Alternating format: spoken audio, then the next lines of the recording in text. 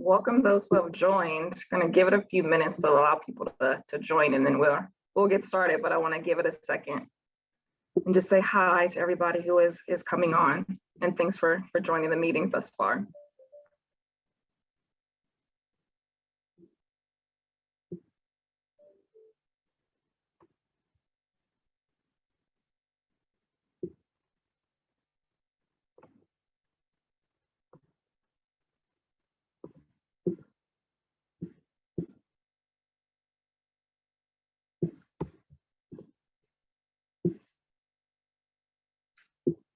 Well, I think we have a bit of a quorum, so welcome everybody. I'm Jamie White. I am actually at the Office of Research on Women's Health at NIH. I'm grateful to be able to be your host and your moderator for this webinar. I'm here on behalf of the MedTech Color Collaborative community, and this is presented by the Recruitment and Retention Committee.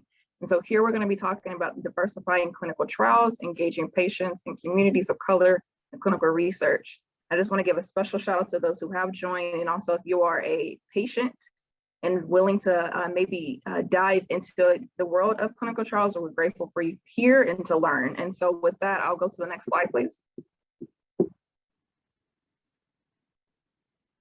So the topic and the speaker, so the topic of this particular webinar that we're having today is clinical trials are critical to developing new treatments and diagnostic tools, as many people on this call probably already know. But many of the medical products in use today are not tested on populations of people that is representative of the broad population who will use these products. More diversity and representative populations will lead to better products and better outcomes. Our goal for this particular topic and for this particular meeting is understanding the challenges with a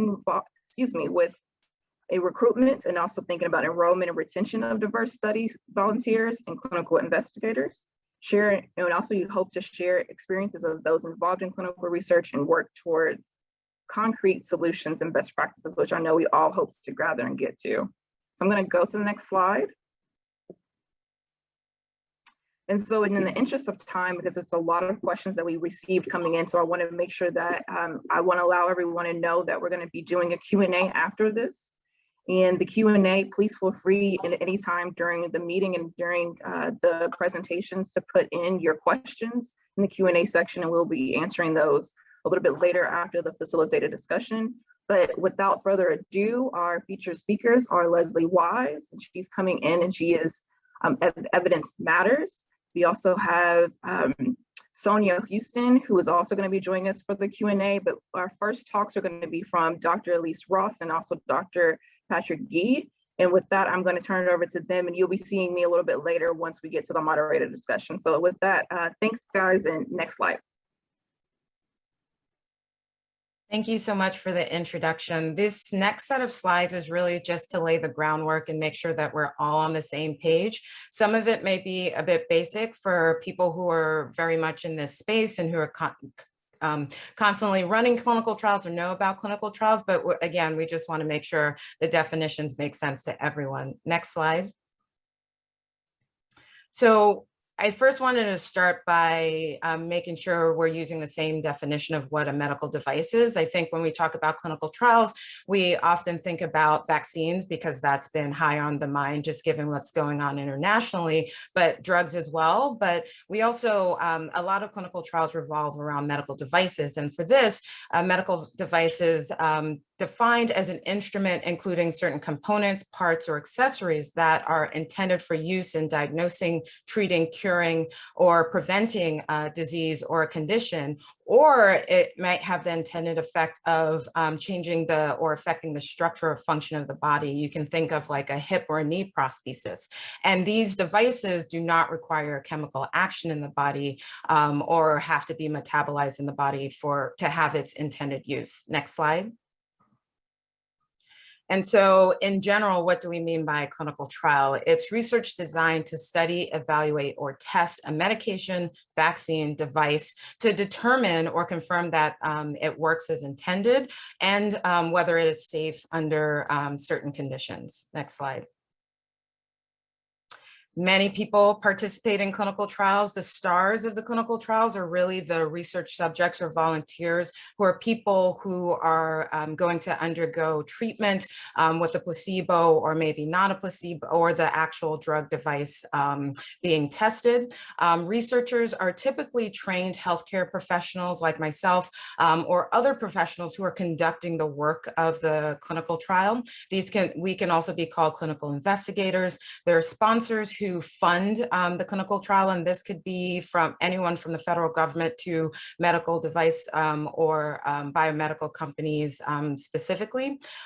Institutional review boards are a critical part of clinical trials. They're typically at each organization, and they review the protocols and make sure that we're doing what's in the best interest for the patient to make the trial as safe as possible. And then you have regulators, chief among them being the Food and Drug Administration, that regulates devices, medications, drugs, and vaccines, et cetera. And the NIH, or the National Institute of Health, often can give funding for clinical trials, but in giving that funding also has a set of regulations that participants must follow. Next slide. And so there are many phases to a clinical trial. There's the pilot feasibility phase, where we're just trying to understand early assessments of safety and feasibility. Will this even work in the way that we think it will? Pivotal parts of the clinical trial include trying to assess whether a drug, vaccine, medication is safe, and then whether it's effective. And this includes a broader number of people, and this is where regulators like the Food and Drug Administration look to the data to see if they can even approve a drug. And then you have the post-approval phase, where a drug has been released, people are using it, and we just want to make sure that in the real world, it's as effective and safe as we thought when we did the clinical trial. Next slide. Now, for clinical trial results to be valid, we really want participants, volunteers, to represent the full spectrum of people that will be affected. Unfortunately, the data show that this often is not the case, that representation is really poor. So if you look at this slide, for instance, we see white or Caucasian individuals represented in blue, other in yellow, Blacks or African Americans in green, Native Americans in teal, and Asians in red. And what you see is a large representation of whites and Caucasians, a lot less of Black or African American, Native American, and a few more of Asians in clinical trials of across a broad spectrum of therapeutic areas. Next slide. This is the same for medical devices, unfortunately, that there are a lot of representation of Caucasians and whites, but very much less of African Americans. There are a few areas where there has been more dedicated efforts to include more diverse patient populations, but again, these efforts are ongoing, and that's why we're having this discussion today. Next slide. And I will pass it on to Dr. G to talk about diverse participation in clinical trials. Good afternoon, everybody. Next slide, please. As we get ready to talk about the meat of this particular webinar, I want to start with talking about a lack of diversity. So one of the examples that I'm going to talk about is the COVID-19 vaccine trials, where you can see Black, Latinx, and Indigenous people all participated in this particular trial. 78% of the trial composed of white people, which makes up 60% of the US population. If you look further, Asian patients were accurately represented, composing 5.7% of the clinical trial participants, and they represent 5.9% of the population. But by contrast, 10.6% of patients in the vaccine trials identified as Black, while Black Americans represent 13.4% of the US population. The same pattern is shown with indigenous patients who made up 0.4% of the vaccine trial, and yet they represent 1.3% of the US population. Hispanic patients made up 11.6% of the clinical trials, and they make up 18.5% of the population. So you can see where there are severe discrepancies in this trial. Also, another subgroup that lacks diversity is patients that are 65 and older. In that same trial, 60% of the vaccine trial participants did not include patients who were 65 and older, even though this group is greater to be at risk than any other group. Also, this particular demographic makes up 12.1% of the population.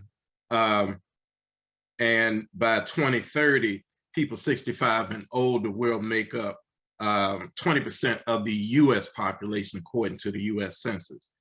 Another subgroup that's also lacking diversity in clinical trials is the LGBTQ plus patient community. They are underrepresented in most of your clinical trials.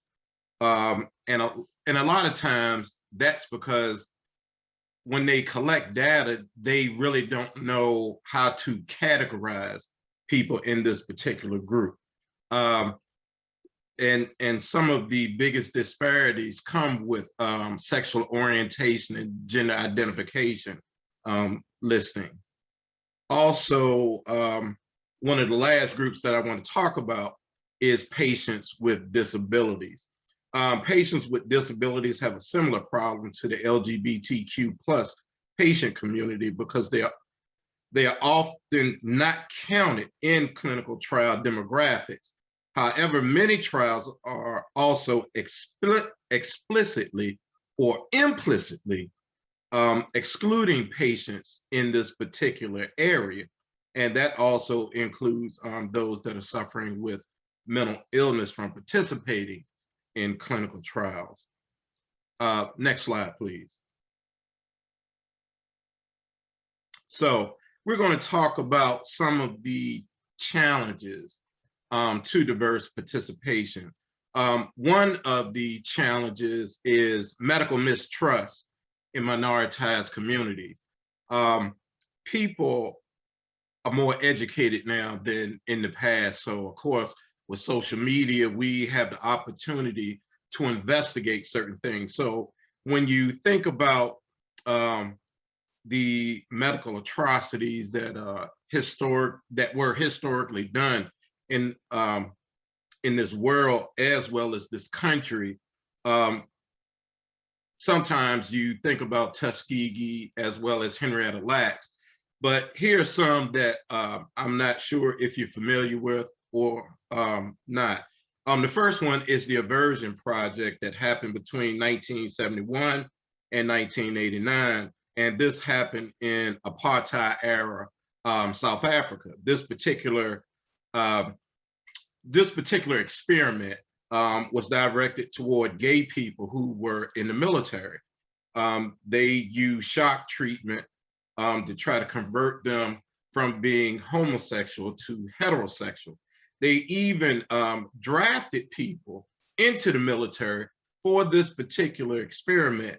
And they even, for the men, they even tried to do sexual reassignment surgery to try to change those that were trans. Overall, 900 people participated in this particular study. Then from 1965 to 1966, you had the Agent Orange experiment. This was funded by Dow Chemicals and Johnson & Johnson, as well as the US Army. They used 75 prisoners to see the effects of dioxin, which is a toxic byproduct of Agent Orange. During this particular study, all of the 75 participants were exposed to up to 468 times the amount that a human being can stand for this particular toxin. And it went from being a human trial to just basically an inhumane experiment. Another example is the irradiation of Black cancer patients. This occurred from 1960 to 1971. This was conducted by radiologists from the University of Cincinnati that led an experiment with 88 Black and poor cancer patients to see how much radiation they could tolerate. And the patients were exposed to the equivalent of 20,000 x-rays within an hour. So some of the outcomes were very dire. It led to cancer sores, acne, and a number of people died. And the last example, of course, is one that is really very familiar, and that is the slave experiment that occurred with Dr. J. Marion Sims, who has been widely known as the father of gynecology. He conducted an experiment between 1845 and 1849 on slaves, forcing some women to endure up to 30 operations without any anesthesia. So when you think about this type of history that has happened, this is why people of African descent are very leery to participating in clinical trials. Then you also have investigator bias. And when you talk about that, that is the bias on the part of investigators of a study toward a particular research result, exposure, or outcome, or the consequences of such bias. So when you think about that, what comes to mind is Tuskegee. You have 399 men who had syphilis and thought that they were going to get penicillin, but they were denied penicillin. And of course, we all know the results of that. One of the other things that I wanted to talk about was the lack of diversity and inclusion within clinical trials team.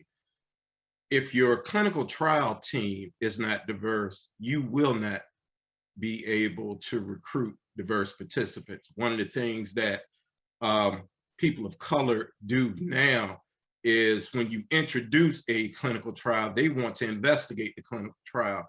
And if the team isn't diverse, 9 times out of 10, they will not participate. And lastly, when you talk about social determinants of health, you don't know if people may not be able to participate. You know, if you're living in a rural area, maybe you don't have a phone system, or you lack broadband. Maybe if you live in the inner cities or low income communities, you may lack transportation, access to healthcare, lack of information about health literacy, or even if you wanted to participate in a clinical trial, maybe you may not know where to go and find out about these things. Next slide, please.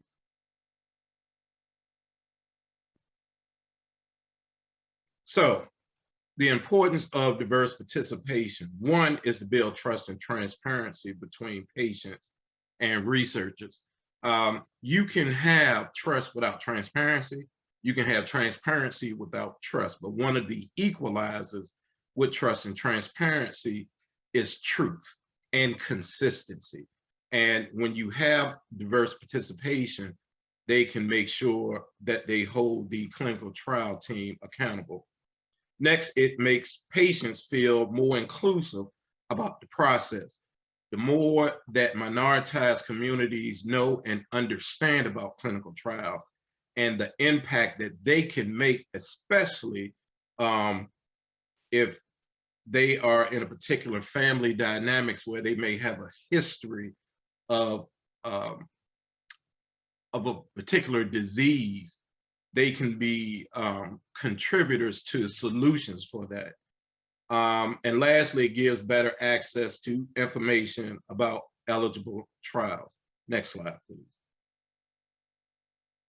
So the overall benefits for diversified clinical trials is that, one, it restores faith in the medical community. Number two, understand the impact of the risk of side effects.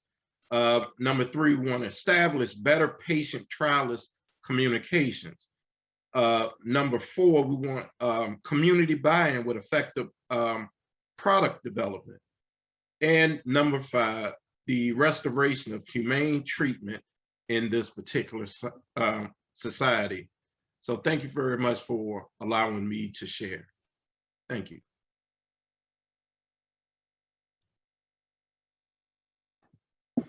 Hello again. So I'm gonna ask everyone to come back on camera for us. And then while people are doing that, I just want to quickly give an update of who the people you're going to be talking to give you a little bit of relevance. So we have, again, Dr. Patrick Gee that just went, and he's going to be giving us the patient perspective. And again, Patrick, thank you so much for your remarks. I feel like a lot of people really will take home what you just stated, and we're grateful also the Reverend to be on the phone with us to speak truth to power. Also, we have, again, Dr. Ross, who just gave a presentation on clinical trials. She is a healthcare provider perspective on conducting clinical trials and clinical research. We also now have joined with us Leslie Wise, who is going to be giving a perspective on the goals and requirements of clinical trials. And then lastly, we have Sonia, who is going to be doing the role of clinical trials in product development. So with that, I want to thank everyone for posting and being on camera, and we're going to get started with our questions. So we received a lot of questions from the audience prior to the meeting, and we're going to get to those, but I have a few questions I'm going to ask before. And I also just want to flag for the audience members now, please feel free to start putting in your questions in the Q&A. But I also want to flag, there was a question already asked around if this is recorded, and it is recorded, and I believe that the recording will be available after. I'm not sure when exactly, and I'm sure we can flag when that will be, but it will be available after this meeting. And so the first question that I'm going to ask the panelists is, what do you all feel is the biggest barrier for participation of diverse populations, specifically also even thinking about vulnerable populations in clinical trials to date? Well, I like to go first. For myself, I believe we don't have a relationship with the community. You know, you can't relate to people that you can't talk to. And a lot of times, you know, we want to go in the community and, you know, it's almost like dangling candy. Hey, we got this innovation over here. Come with us, but what have you done in that community? What have you done to establish a relationship? Do they know who you are and what you're about? So it's almost like folks like to run in, get what they can get, and then just leave people right in their state. They don't contribute to the community. They don't want to build folks up. They really don't want to educate people. So I think if we can learn to have just a humane relationship with people, I think that can break down probably the biggest barrier that there is. Yeah, so, and I'd like to add to that. I think an important part of building that relationship with the community is to build a relationship with the clinicians that work in those communities. I think that's the biggest barrier to participation, because those clinicians are is where the relationship of trust exists. These patients trust their doctors. And the fact that their doctors are never part of these clinical trials encourage them to not be a part of the clinical trial. So if the trials were brought to, I'm a believer in take the trial to the patients. In other words, take it to the doctors who treat those patients. Don't expect for the patients always to be referred to these academic centers, because as he said, those academic centers aren't taking care of those patients. And when the trial is over, they have no investment in those patients. But those clinicians that take care of families, I mean, look, I know in my own family, we have a cardiologist that has treated 3 generations, and we trust him implicitly. You know, and so that makes a difference. So I really think that industry needs to start to build networks for research with using clinicians that live in these communities and treat the patients in the communities. I'm glad you said the industry, so maybe I can answer. Again, I'm speaking for myself and not for my company, Boehringer Ingelheim. But what I will say is that you're right. I think it's about trust. And when we were thinking about how we created a platform to provide information about our portfolio of trials, one of the things we stressed was education. And I'm glad that you brought that up. I personally don't think we need to be talking about clinical trials. I personally think we need to be talking about education. If you believe, as you said, that you've invested in me and that you've led me through what the patient journey may look like to participate in a clinical trial, and you're not saying participate in my trial, but you allow me to better understand the process, because that's a lot of the times what happens. Papers get pushed in front of us, pens get put in our hands, and we're told that you need to do this. I think we need some time for our community to digest what's involved, understand the steps, decide what is the right decision for that individual, for that patient, and for that family. And I think industry does have a role in helping better understand and doing a better job, instead of just saying, come, we want to recruit you, but more, we want to be a part of your education. Dr. Ross?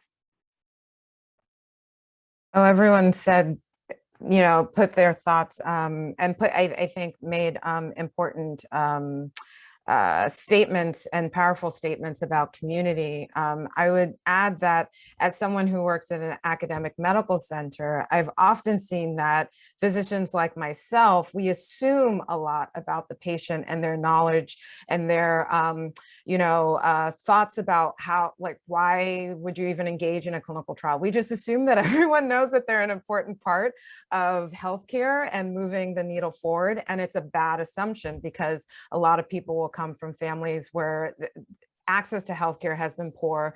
There's a lot of distrust. And so I think towards the education, towards the community building, we have to start at ground zero, meet people where they are in terms of their understanding of what's going on, and talk to them about the basics before, like you said, shoving a pen and paper in their face to sign a consent to be enrolled in a trial. Thank you for that. I appreciate those comments. So Patrick, since you went first, I'm gonna come back to you with the question.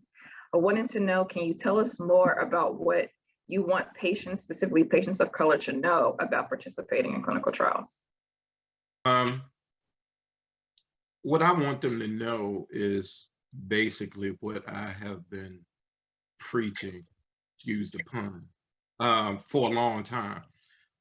We're not in the 50s, 60s, 70s anymore.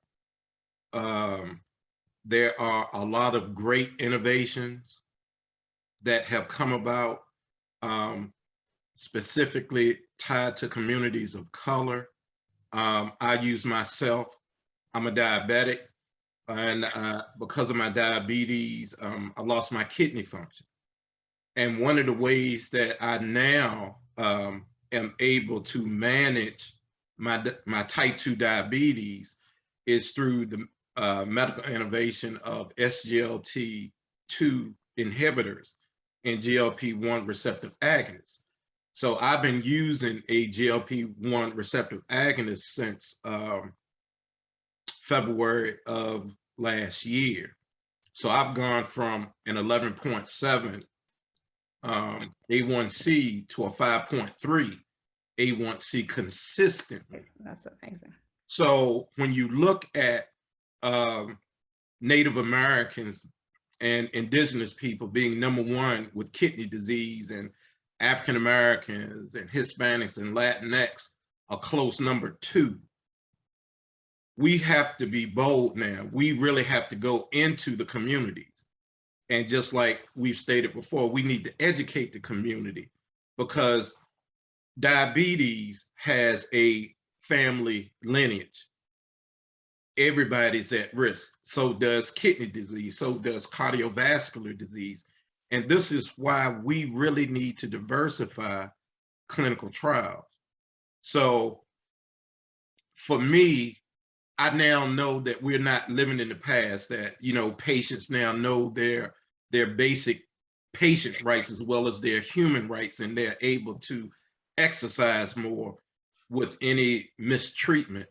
So I'm just encouraging patients to be bold. Like I said, the more we can educate the community and allow them to know basic websites of trials that are happening, to encourage them, to even embolden them to just participate, because what they do can benefit those after them in their community. So the altruism is extremely important to highlight and to have people to understand that they're a part of a bigger part. I wanted to ask Dr. Ross if you wanted to comment at all on this as far as what you want patients to know. Yeah, I think there's a lot that I would want patients to know, but at the end of the day, a lot of people are in healthcare because they want to improve human life, help you live longer, help you live better. And so clinical trials are a part of this. And what I hope that people get from this is if they don't feel, for instance, that, you're approached about a clinical trial, you don't understand it, you don't trust the doctor, whatever it is, that to at least educate yourself on what's out there for your particular disease state or your family's disease state, and look for other avenues to engage in understanding what clinical research is, whether or not you might be someone who falls into the category of a current clinical trial that's going on, but to also understand that as much as we want to help you as healthcare providers and industry, et cetera, we want you to also be an advocate for yourself, and not just feel that there's one road through one clinic, physician, institution, and that there's many ways to engage in the system and learn more about trials and healthcare in general. Leslie or Sonia, do you want to chime in at all, or? Well, actually, I was just sitting here thinking about when the AIDS crisis happened, right? And unfortunately, it disproportionately impacted the African-American community. And at the time I lived in Chicago and I worked for Bristol Myers Squibb, and I saw how they were very intentional around building a network of community advocates, clinicians, and if you look, the previous slide showed that was the one area of disease where there was huge enrollment of African Americans. So when organizations are intentional in that way, change does happen, positive change happens, right? And they didn't just, and yes, a lot of the research was in the academic centers, but they still engaged with those community physicians. Those patients were not they're not just walking in Northwestern. They're not, they're just not going to do it.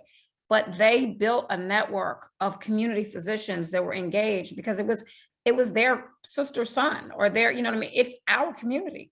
And so we took ownership, but there was a strong bond built. So I just want to say that I think that there are examples, right? Now that was a public health crisis and we did it in a crisis, but we need to keep that kind of engagement across, because there are a lot of disease states that impact amputations, above the knee amputations, critical limb ischemia.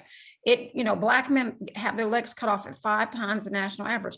That is that's a healthcare emergency. That's another place where we need to have that level of engagement. So again, everything everyone has said is really, really important.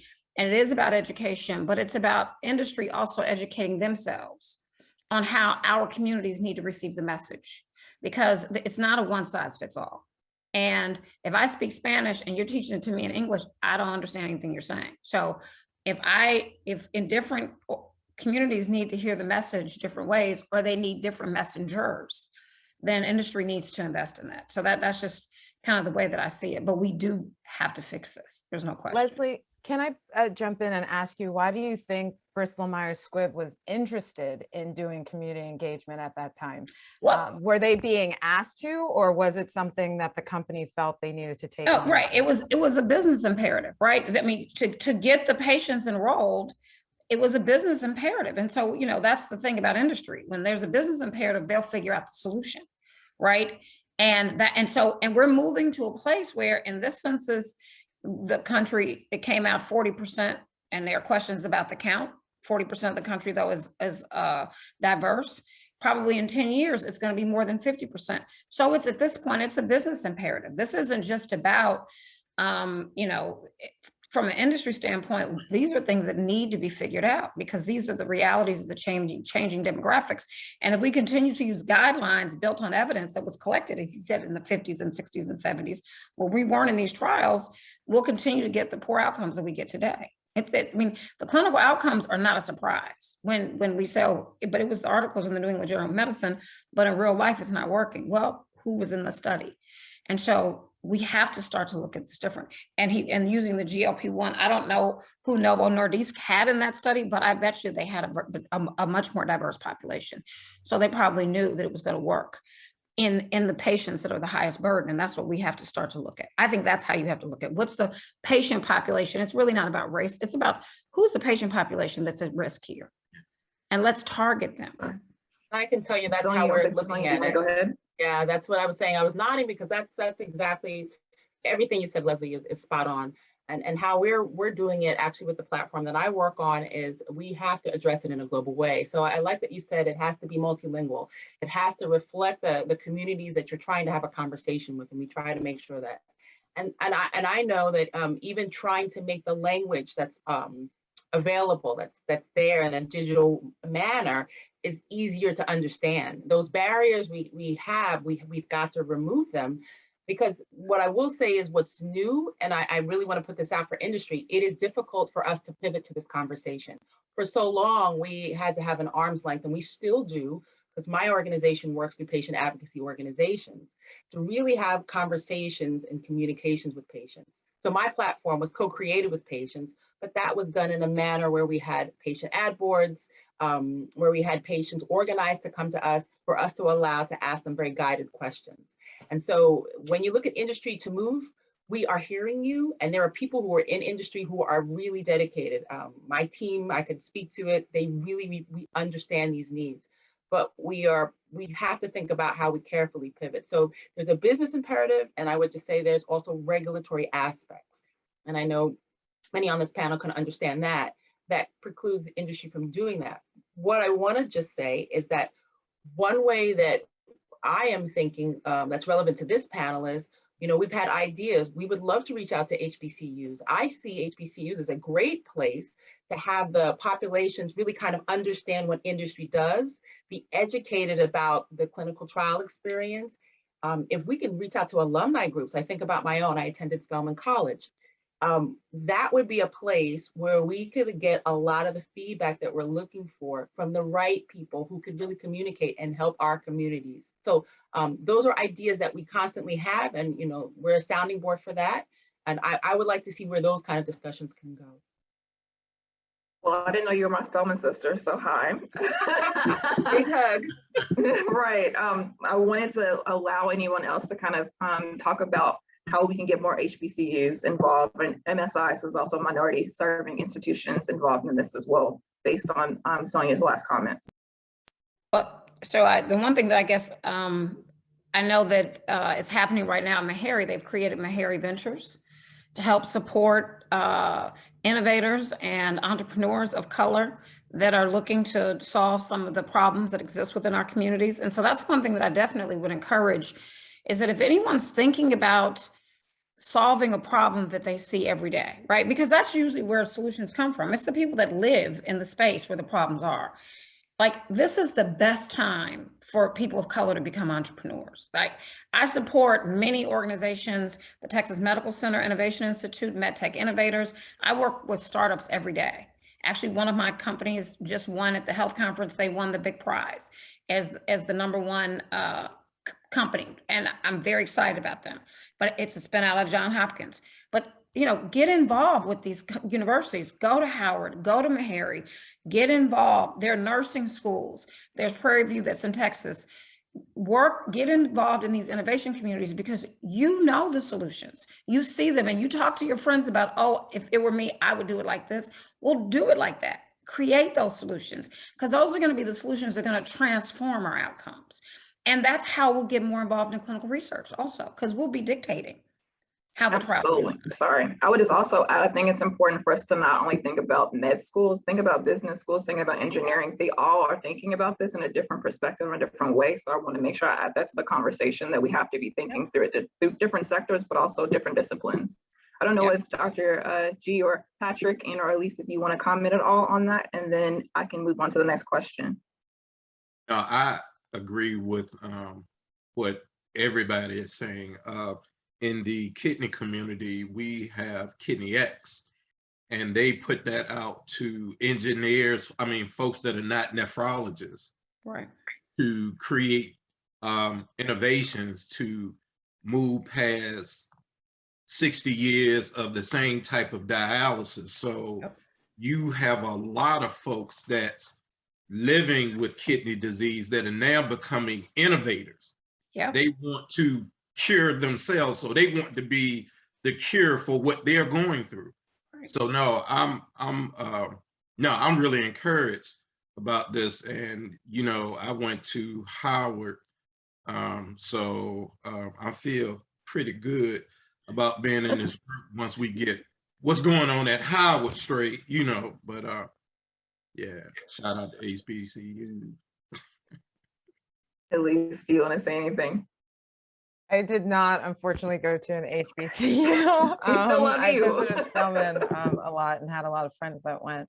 Amazing experience in place. But I will say that I think at least being here at a university that is interested in including more diverse populations and really pushing the research we do here into more community populations. What we try to do in the ivory tower, as I like to call it, is try to start reaching out to institutions and doing things collaboratively rather than just in silos, so that we get diverse opinions and can be more innovative by doing things with people who just don't sit next to us, like doing things with people around the country, internationally, working with institutions like Meharry, and recruiting people from there very intentionally as well.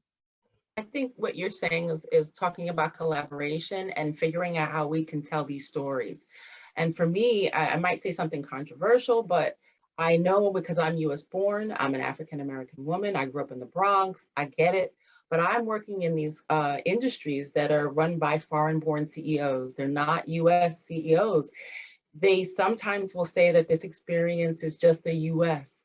And I figured if we can figure out how to collaborate and be able to tell our stories where the minority communities here in Europe are the similar type of stories that we're seeing in the United States, it also may help to permeate those boardrooms and understand that diversity is a global practice. And so I just wonder how we can also just kind of reach out, because I sit in a global position and I'm having to be the one voice for the US, and that's not the way we should do it. These issues of social justice, these issues of poor medical treatment are global. It's a very strong US voice that you're hearing here, because we will not be silenced. But it's really important that that permeates the boardrooms and then trickles down into these industries, into the into the corporations. So that's just one thing, also as a suggestion. Yeah, that, and then the other thing, and Elsie made me think of this, Elise made me think of this. So I've done quite a bit of stuff in the vascular space, and I worked on a critical limb ischemia trial that failed. And it failed because they enrolled the wrong patient population. Understanding who the target patient wasn't something that was considered going into the trial. And then when we changed sites trying to fix that, I met with vascular surgeons in DC, at Howard, and in Atlanta, and in large urban areas, and I learned something about vascular medicine that I didn't know, and that is African Americans have more distal disease and Europeans have more proximate disease. So the way that technologies have been developed on the large veins that are in the thigh. And our disease is like in our feet, and it's in the really, really small vessels, and because no one has come up with solutions. And the doctors who treat these patients, even at academic institutions that knew this information, that was never considered or built into the design of the trial. And so that, for me, brought it to life, why we have to, as you said, it has to be diversity even in the trial design and in the people on the clinical research team. Because if no one is in the room saying, hey, that's not the way the disease progresses in that population, and if you go about it like that, you're not going to show clinical benefit, you're going to fail, then they would have done it different, I'm sure. But they just didn't know what they didn't know. And that was because there were not different voices in the room. So it's just really important to have that. And And if I hear of a vascular trial, I'm going to call you, Dr. Ross, and say, hey, you need to you need to be involved in this. So. Yeah, can I just mention how the outcomes for people with distal disease is horrible. And like you say, because the European population has more proximal disease, everything revolves around that. And it's only now that we're trying to play catch up in getting to more distal disease in diabetics and African-American communities who also have high prevalence of diabetes. Right. Not to put a shame. I'm sorry, go ahead, Patrick. I was going to put a shameless plug. This is the same result with thinking about sex and gender as well. I mean, I'm an officer researcher on women's health. Women are not included in trials. Pregnant persons are not included in trials. And so it's the same issue. And so I just wanted to highlight that, and also thinking about the intersectionality of this. Women of color are not included in these trials, and they're not necessarily getting the needs met that they should be. So Patrick, go ahead. I want to make sure you have a chance to comment. Yeah, you know, this is making me think about my work with the World Health Organization. I'm like one of 2 people from the United States, the only Black person on this guideline development work group for living therapies of COVID-19 internationally.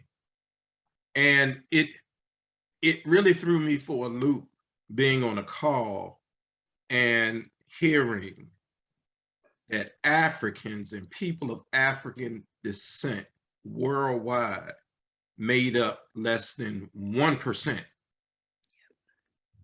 of the population that had access to the vaccine. So imagine Canada being #1. For each individual, they ordered 9 vials. Each person could get 9 shots in Canada. The United States was #2.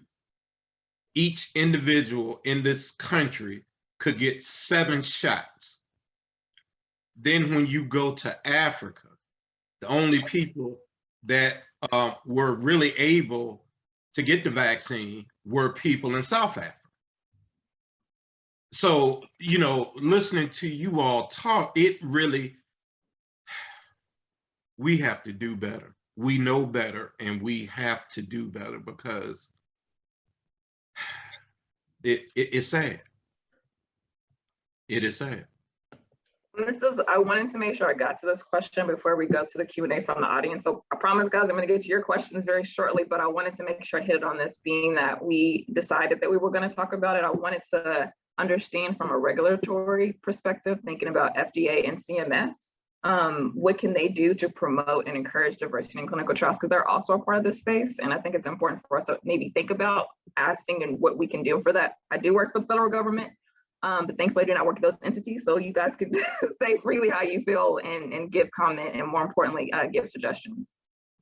Well, so I'll take this one. I know that with MedTech Color and our collaborative, we've asked the FDA to sign on to the principle that there needs to be diversity in clinical trials. And the FDA is participating in our collaborative, which is something that's very encouraging.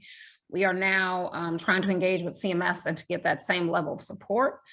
CMS, maybe about over 10 years ago, they had put out statements saying that there should be diversity in clinical trial enrollment in relationship to the burden of disease. You don't see that anymore. Now they're just pushing that the patients, you need to target patients 65 and older. So they're trying to even just get over that hump with industry, because most trials go from 18 to 70, right? And then industry wants coverage for the intervention. And they're like, but you only had 3 people that was over 65. So they're trying to drill home that message, but CMS will do what they call category B studies. So if you are doing an IDE study and you already have some kind of clearance for a medical device, they will fully fund the second trial. As long as it's comparative, there are certain things that you have to do. And so that's certainly an opportunity for industry to use the category B if you have a focus in patients that are 65 and older, or Medicare, because everybody on Medicare, you could have kidney disease, you could be disabled. There are a few other categories. Overwhelmingly, the population is 65 and older. But for instance, if it's a dialysis or dialysis related product in the US, everyone that has had kidney disease, end-stage renal disease, I think it's longer than, is it 3 months, Dr. Key? And then you automatically qualify for Medicare. So you know, if you're doing research in that space. Now, you picking the diversifying your trial based on the burden of disease, CMS is not demanding that today. I think that that's likely to start to roll in over time because they have to pay for these people. So, and they have to pay for these treatments. So they want to know that they're going to work. So I think that's what the regulators are doing, is they're moving closer and closer to, because it just makes sense for them, right? It makes common sense for CMS to say, hey, I want to see people over 65 and I want to see you enroll in relationship to the burden of disease if you want me to pay for this.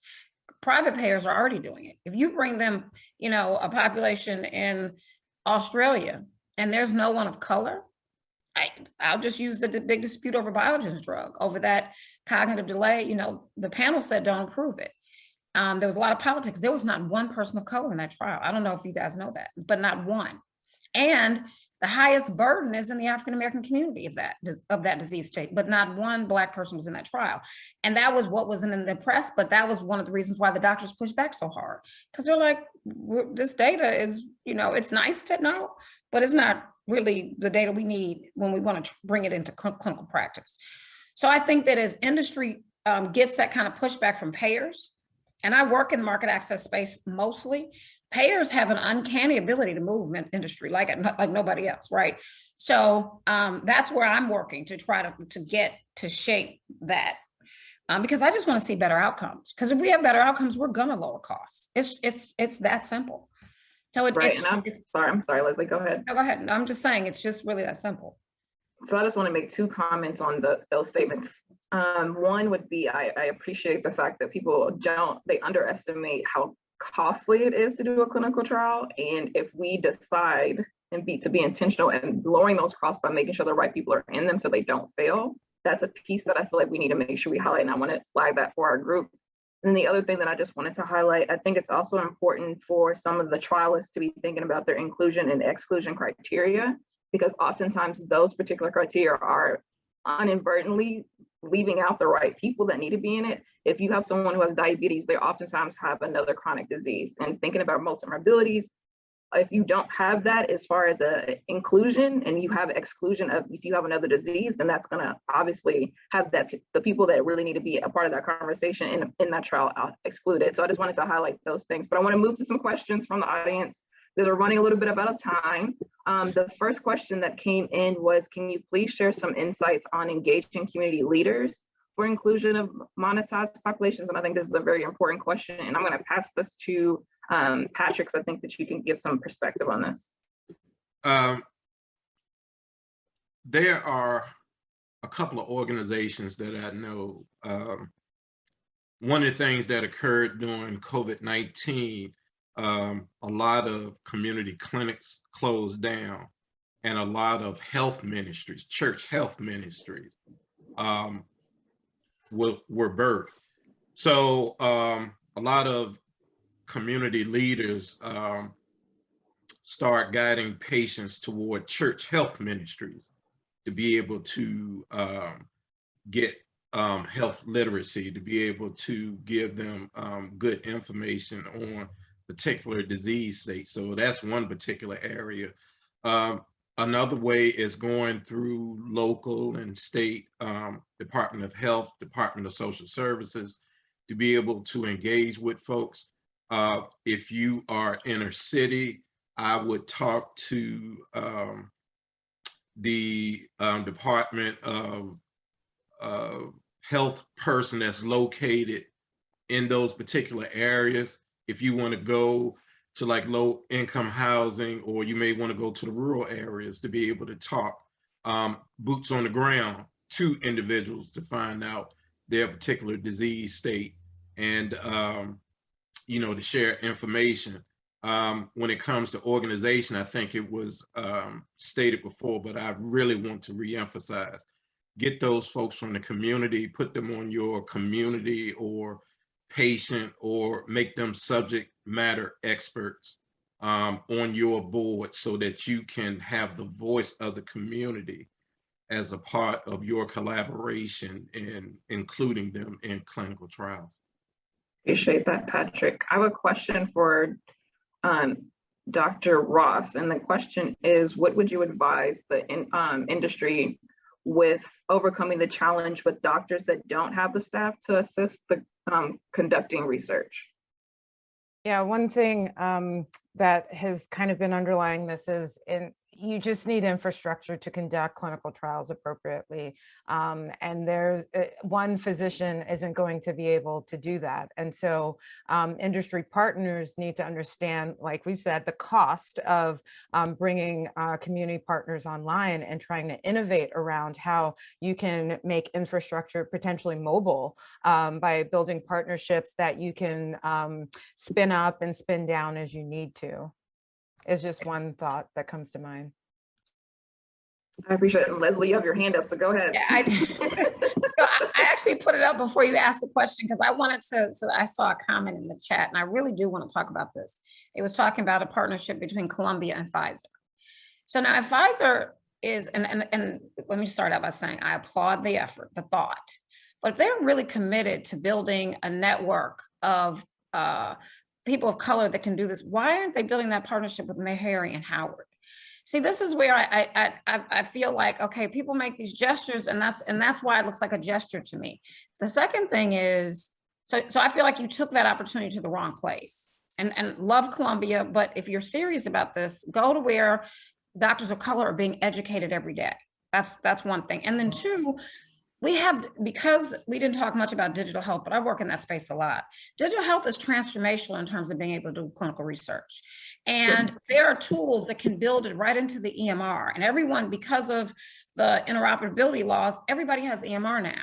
So can you say what that is for some people that don't know? I'm sorry, electronic medical records. So in fact, doctors that work in the community, they can participate in these trials. That's why companies are advertising these decentralized trials, because they're saying, oh, you don't need all that stuff anymore. It's all tech driven.